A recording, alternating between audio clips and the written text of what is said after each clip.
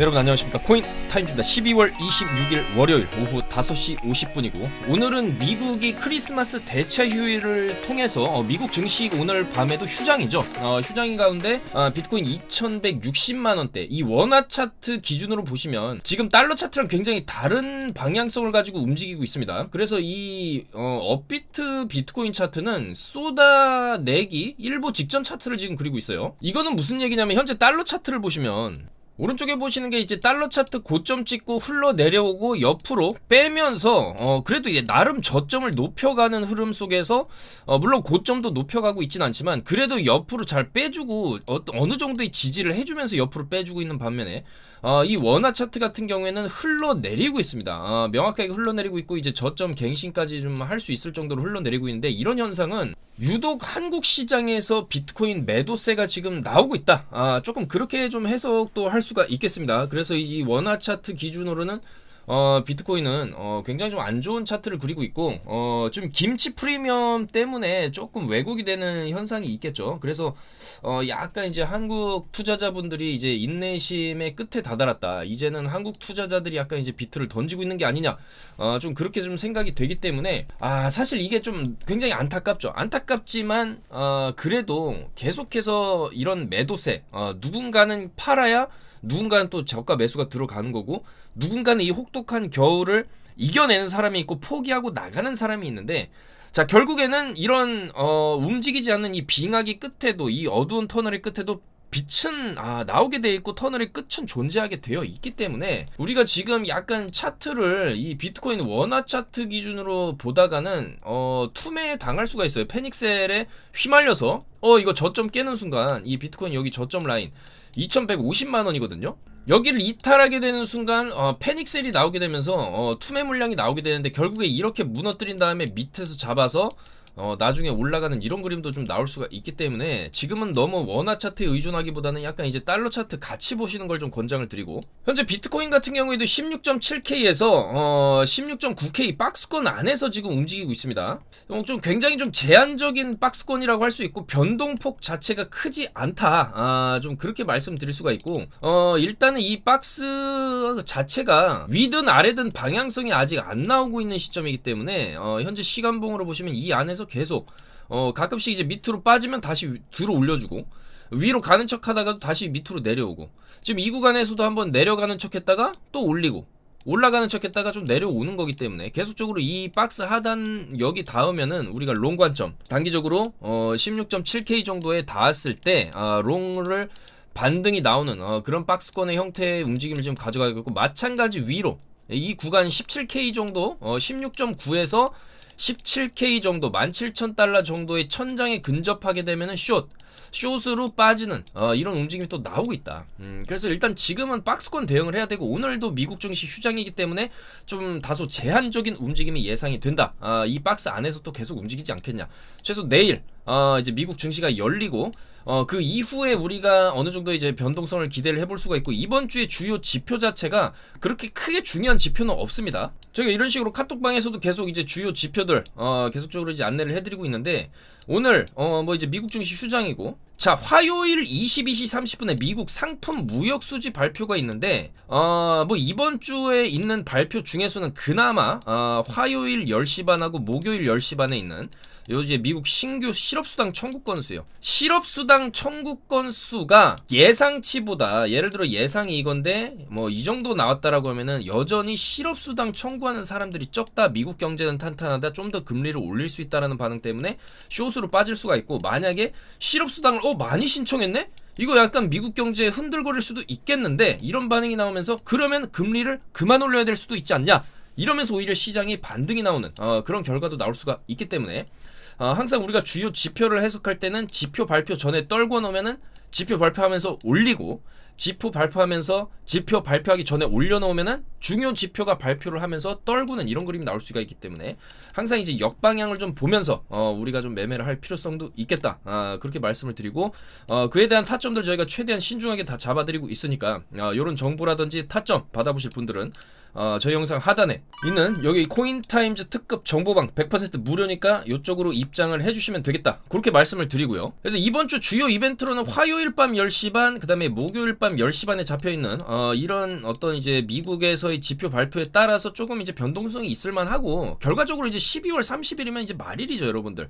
자, 2022년이 이번 주로 끝납니다. 이번 주 토요일이 말일이기 때문에 다사다난했던 투자시장 금리 인상으로 인한 대하락의 한 해가 이제 끝나게 되고, 많은 사람들이 이제 23년을 기대할 수밖에 없습니다. 최소 기술적 반등이라는 게 나올 수 있는 그런 해고, 아무리 나스닥이나 비트가 한 파동, 두 파동 정도, 1분기 정도 더 빠질 수 있다 해도 그 이후에는 고통스러운 시간 이후에 나오는 반등 랠리를 우리가 충분히 또 기대해 볼 수가 있고, 또한 가장 지금 시장에서 주목하는 이 미국 연준의 행보 자체가 내년 1분기를 기점으로 이제 금리는 그만 올리는 그런 움직임, 금리 동결을 하는 그런 움직임이 나왔을 때, 이제는 금리 인하를 논해야 되는 그런 시점들이 나왔을 때 시장은 크게 반등을 할 수 있다는 점, 그런 여러 가지 희망적인 요소들이 23년엔 우리를 좀 기다리고 있기 때문에 22년도 정말로 저희 채널 구독자분들, 영상 봐주시는 분들, 저희 이제 카톡방 이용해 주시는 분들, 그 외에도 많은 투자자분들이 굉장히 힘들었지만 23년은 다를 수 있다, 그런 희망을 가지고 우리가 이제 22년을 보내줘야 되지 않냐, 자 그렇게 생각이 됩니다. 자, 그래서 12월 30일 한국 증시는 휴장이고, 미국도 뭐 요런 이제 지표 발표가 있지만 별로 중요하지 않다. 자, 그래서 12월 말에 지금 들어가는 이 시즌 자체가 지금 밍숭맹숭하게 흘러갈 수가 있어요. 이미 이 12월에 뭐 할만한 액션은 여기 FOMC CPI 겹쳐지는 이 구간에서 다 나왔고, 이후에 도로 제자리 가서 옆으로 빼는데, 사실 더 빼자니 저점이고, 더 빼자니 이미 이 정도로 여기서 이렇게 FTX까지 파산시키면서 내려온 이 구간에서 내려가면 올라와야 되거든요, 여러분. 이런 이 바닥권에서의 나오는 이 내려찍기 같은 경우에는 결국에는 이제 마지막 내려찍기가 되기 때문에 내려갔다가 빨리 올라와야 됩니다. 이거 만들어줘야 그 다음에 이제 우상향하는, 이거 마지막 개미털기 손바뀜이 나오는 이 시점, 이런 그림이 나와야 되기 때문에 떨어지기도 지금 약간 이제 눈치 보고 있는 거죠. 그렇다고 이제 올라가자니 이제 전 세계적인 금리 상황 안 좋고, 특히나 이번에 지금 미국 같은 경우가 지금 엄청난 기록적 추위와 폭설 때문에 피해가 속출가 있고, 화이트아웃이죠. 아예 앞이 보이지 않는 그런 상황이 지금 들어갔다는 거죠. 그래서 크리스마스였는데도 불구하고 미국의 이 혹한기, 때 아닌 이 혹한과 폭설로 인한 엄청난 좀 피해가 좀 발생을 하고 있기 때문에, 이런 좀 대규모 자연재해가 일어나게 되면은 이 투자 시장이고 뭐고 출근을 못 합니다. 출근 못 하고 여기 복구해야 되고, 이거 일단 피해부터 막아야 되고, 뭐 투자 시장이 어떻게 되든지 그거는 뒷전으로 좀 밀리게 돼 있어요. 그래서 안 그래도 조금 이제 얼어붙은 투자 시장이 이번 이제 여러분들 미국 시장의 움직임, 미국이 어떻게 보면 전 세계에서 가장 큰 영향력이 있는 그런 나라라고, 가장 큰 투자 시장을 가졌고 가장 돈이 많은 나라이기 때문에, 미국의 이런 어떤 자연재해가 크게 발생한다든지 어떤 대형 이벤트가 일어났을 때 주식시장도 타격을 입을 수밖에 없고, 특히나 이런 연말, 그리고 이 23년을 앞둔 이런 구간에서 안 그래도 움직임이 없는데 이런 자연재해까지 발생을 했기 때문에 지금은 투자시장이 더욱더 움직임이 살짝 없는 구간이다. 그래서 지금은 일단 어쨌든 우리가 12월이 잠잠했던 만큼 1월에 조금 좀 활발한 그런 움직임을 또 기대를 해볼 수가 있는 거거든요. 자, 그래서 어쨌거나 이제 미국의 이제 이런 굉장한 추위, 요게 좀 빨리 지나가면서 어느 정도 사태가 진전돼야지만이 투자 시장도 좀 살아날 수가 있다. 그렇게 말씀드릴 수가 있겠습니다. 그래서 지금 미국은 각 주별로 뭐 전기도 안 들어오고, 비행기도 결항되고, 추돌 사고 나고, 영하 50도까지 떨어지는 이런 좀 최악의 겨울을 지금 맞이하고 있다. 그리고 이런 최악의 겨울이 이제 투자 시장에도 한파를 같이 불어오고 있다, 그렇게 좀 볼 수가 있겠고, 반면에 러시아랑 우크라이나가 또 전쟁을 좀 끝내려는 그런 움직임도 좀 나오고 있거든요. 푸틴이 이제 미국에서 갑자기 이제 거대 지원을 우크라이나에 해주겠다, 이렇게 얘기를 하니까 이제 푸틴 대통령도 이제 쫄았는지, 이제 우리는 모든 나라와 협상을 할 준비가 되어 있다, 요렇게 또 얘기를 하고 있어요. 반면에 이제 우크라이나는 그러면 너는 이제 포격부터 좀 멈춰라, 이렇게 얘기를 하고 있는 상황이기 때문에, 자, 23년 들어서 23년 초반기에 그래도 이 러시아 우크라이나 전쟁이 또 끝나는 모습이 보여주게 된다라고 하면은, 그것 또한 어떤 시장 반등의 주요 재료, 호재가 될 수가 있겠죠. 그래서 이 전쟁이라도 좀 하루빨리 끝내줬으면 좋겠다. 그런 의견이고, 특히 나스닥을 또 봐야 되겠죠.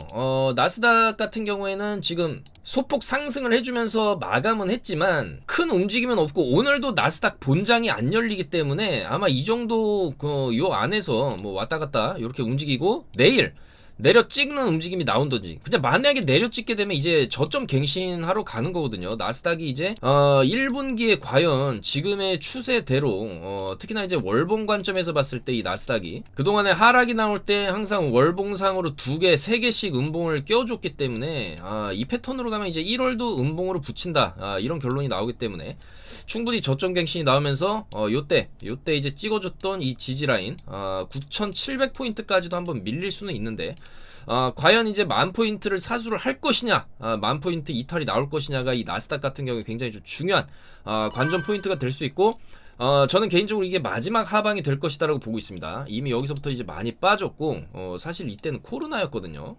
이때 코로나 저점까지 뭐 이런 식으로 가기는 좀 힘들고, 어느 정도 10,000포인트 살짝 깬다든지 하는 그런 지점부터는 우리가 이제 반등을 좀 기대해 볼 수 있고, 여기서 시간이 걸릴 수 있다. 여기서 이제 내년 1, 2, 3월 정도 시간 끌다가 쭉 이제 금리 그만 올리겠다, 금리 인하 시점을 고려해 보겠다라고 하는 순간 위로 올라가는 이런 그림이 나오고, 올라가는 것도 사실 과거처럼 돈을 찍어낸다라고 하면은 많이 올라갈 수 있겠죠. 하지만 이미 이 나스닥의 차트를 보면은 대추세 자체가 꺾여도 한참 꺾였기 때문에 이젠 여기 고점을 보고 많이 가야 쌍고를 찍고 재수없으면 이렇게 빠지는 그림도 나올 수가 있겠다.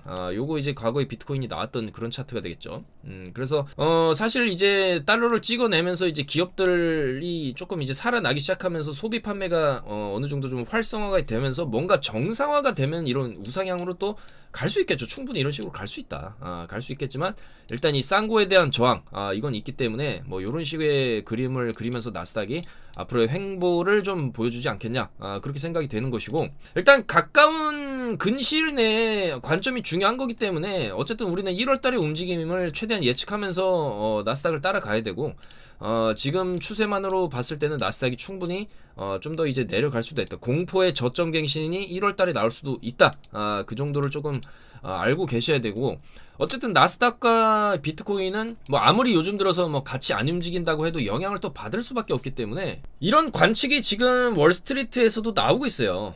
그래서 결과적으로 뭐 올해 이 정도로 끝나도 내년 상반기에 바닥을 재시험 들어가는, 그러니까 아까도 말씀드렸던 이 나스닥이 저점 갱신을 할지 말지, 10,000포인트 정도는 지켜줄지 안 지켜줄지, 그런 바닥 테스트에 들어간다, 이런 시각이 지금 나오고 있단 말이죠. 그래서 애플 같은 경우에는 129달러, 테슬라가 이제 122달러 지키는지 여부가 상당히 또 중요하고, 주요 기업들의 또 1분기, 2분기 실적들도 상당히 중요할 수가 있고, 내년 증시가 이제 1분기나 2분기에 새로운 저점을 찍을 수도 있다. 그래서 상당히 조금 험난한 시간을 보낼 수도 있는데, 일단 내년 첫 6개월 1월부터 6월까지 일단 경기 침체가 또 빠질 수도 있다, 이런 관측을 하는 전문가들이 대다수라는 거죠. 그래서 이런 관측은 사실 아까도 나스닥 차트 보여드렸지만은 이미 차트 자체가 이렇게 하방으로 계속 가고 있기 때문에 저런 예측을 하는 게 사실 맞다라고 볼 수 있고, 어느 정도 이제 하방이 나왔을 때 공포감이 극에 달았을 때가 이제 시장이 좀 반등을 할 수 있는 그런 구간이 될 수가 있겠다, 그렇게 말씀을 드리면서, 특히나 이제 기업들 내년 주당 순이익이 좀 4%에서 5% 증가하는 대신에 한 15%에서 20% 정도 빠질 수가 있다. 그러니까 22년 대비해서 상당히 조금 많은 기업들이 수치적으로 안 좋을 수 있다라는 것이고, 그랬을 때 이제 나스닥이나 다우지수 이런 미국 증시를 비롯한 전 세계 증시가 한 번 더 좀 바닥을 또 찍을 수도 있지 않겠냐, 이런 관측이 나오고 있다라는 거죠. 자, 그래서 우리가 주목해야 될 부분은 1월 12일에 다음 CPI가 잡혀 있습니다. 1월 12일 목요일에 CPI 발표 예정이고, 보시면 최근에 12월 13일에 7.1% 예측치보다 낮은 숫자가 나오면서 상당한 또 시장에 반등이 있었죠. 12월 13일 요때죠. 요때 장대 양봉 세워졌던 12월 13일 요때 상당히 비트코인이 조금 3% 정도 양봉 마감을 해주면서 좋은 움직임을 보여줬기 때문에, 자 1월 12일이면은 다다음 주입니다. 이번 주 가고 다음 주 가면 이제 다다음 주 1월 12일 목요일날 이때 CPI가 발표하기 때문에, 이때 만약에 이렇게 이런 식으로 비트가 좀 빠져놓게 되면 CPI 발표하면서 위로 솟구치는 이런 움직임 충분히 나올 수 있죠. 그리고 반면에 그 전에 어느 정도 올려놓게 되면 CPI 발표 좋게 나와도 밑으로 내려찍는 이런 움직임이 나올 수 있고, 지금 CPI를 예측을 하기에는 아직 기간이 많이 나기 때문에 전문가들 예측치, 주요 미국의 투자 은행들의 예측치는 아직 나오지는 않았지만, 자, 이전에 이미 7.7 예측치보다 낮게 나오고 7.1%까지 나왔으면 이제 6%대를 기대를 한단 말이죠. 6.7이나 6.8% 정도를 이제 시장에서 기대를 할 텐데, 지금 이미 이 그래프 자체가 상당히 가파르게 천장을 찍고 이제 꺾였거든요. 그래서 아마도 이때 증가했던 수치만큼 빠져준다라고 하면 이번에 6%대가 나오는 게 맞는데, 만약에 여기서 이제 정체기로 들어가면 이 물가 인상률, 그러니까 이제 물가가 얼마나 오르고 있냐를 나타내는 척도가 바로 CPI인데, 물가라는 거는 뭐 내려가다가 언제가 막히게 돼 있거든요. 물가라는 거는 이 상승률 자체가 올라가는 이 속도 자체는 이런 식으로 되죠. 이런 식으로. 그럼 이 CPI가 급격하게 늘어나다가 어느 정도 이제 줄어드는 구간으로 접어들게 되면 여기서 이 감소폭 자체도 점점 낮아지게 되기 때문에 여기서 내려가는 이 경사 자체도 살살 이렇게 좀 꺾이는 수가 나오기 때문에 앞으로 이 시간이 가면 갈수록 CPI가 시장에 미치는 이 영향력 자체가 줄어든다는 얘기죠. 그렇기 때문에 앞으로 CPI가 가장 영향력을 시장에 많이 행사했던 연도가 결국에는 22년이었다. FOMC 금리 인상도 마찬가지예요. 그렇지만 앞으로 시간이 가면 갈수록 이 CPI라든지 FOMC가 시장에 미치는 영향 자체는 점점 이제 줄어들 수가 있고, 그렇기 때문에 이번 1월 12일에 나오는 이번 CPI에 대해서 시장이 과연 어떻게 반응을 해줄 것이냐. 저는 이제 충분히 한번 튀겨줄 수 있다. 왜냐면 12월에 너무 움직임이 없었기 때문에 충분히 시간을 끌고 대형 이벤트 하나가 이제 1월 12일에 빵 하고 나오는 거기 때문에 아마도 이제 1월 12일 어떤 비트코인 기준으로 그래도 양봉 일봉이죠. 일봉 기준으로 2%에서 3%대의 움직임은 우리가 충분히 좀 기대를 해볼 수가 있지 않겠냐. 좀 그렇게 생각이 되고, 그다음에 2월 1일에 FOMC가 또 잡혀 있는데, 지금 같은 기조로 CPI가 잘 줄어들어 준다라고 하면, 물가가 잡히는 시그널이 보여준다라고 하면은 25bp 인상을 또 예측을 하거든요. 자, 그렇게 되면은 우리는 이제 1월 초중반에는 어느 정도 좀 힘든 기간을 거칠 수 있어도 CPI와 FOMC를 기점으로 한번 좀 큰 반등을 또 기대를 해볼 수 있고, 23년 초반부에 대한 어떤 이제 기대감, 1월 효과 이런 거를 통한 또 반등도 기대를 해볼 수는 있다. 그렇게 말씀을 드리겠습니다. 자, 그래서 미국의 불어닥친 이 한파로 인해서 이 비트코인 해시레이트도 굉장히 좀 많이 감소를 했다라는 기록이 지금 현재 나오고 있고, 주요 채굴 업체들의 채굴력 자체가 이제 급속도로 떨어졌다. 특히나 이제 텍사스주의 라이엇 블록체인 같은 경우에도 채굴장 운영을 좀 일시 중단을 하고, 뭐 어떻게 출근을 할 수 자체가 없으니까 이런 식으로 해시레이트가 지금 빠지고 있는 것도 조금 비트코인 시장의 변동성이 살짝 이제 줄어들고 있는 그런 원인이라고 이제 볼 수가 있겠고, 반면에 이 추위가 끝나고 나면은 또 다시 살아날 수가 있겠죠. 그렇기 때문에 우리가 이제 1월에 대한 그런 기대감 여전히 좀 가질 수가 있는 게 아니냐, 그렇게 생각이 되고, 헤지펀드의 전설 빌 밀러 같은 경우에도 비트코인이 현재 이제 17,000달러 밑에서 놀고 있다라는 거는 굉장히 싸다, 놀랍다, 이런 얘기를 했습니다. 그래서 암호화폐를 여전히 디지털 금이자 가치 저장 수단으로 생각을 하고, 비트가 17,000달러 이하에서 노는 거는 이거는 놀랍다, 더 나은 성과를 앞으로 충분히 낼 수 있지 않다, 낼 수 있어 보인다, 이런 의견을 또 냈죠. 그리고 또한 요즘에 달러 인덱스가 이 달러의 강세, 지금 이 달러 같은 경우에도 현재 1276원입니다. 많이 빠졌거든요. 많이 빠졌는데 결과적으로 이 달러가 이렇게 빠지게 되면, 자, 이런 식으로 이제 달러 인덱스가 여기서 이제 고점을 찍고 이제 쭉 이제 내려가는 그런 차트를 좀 그리고 있죠.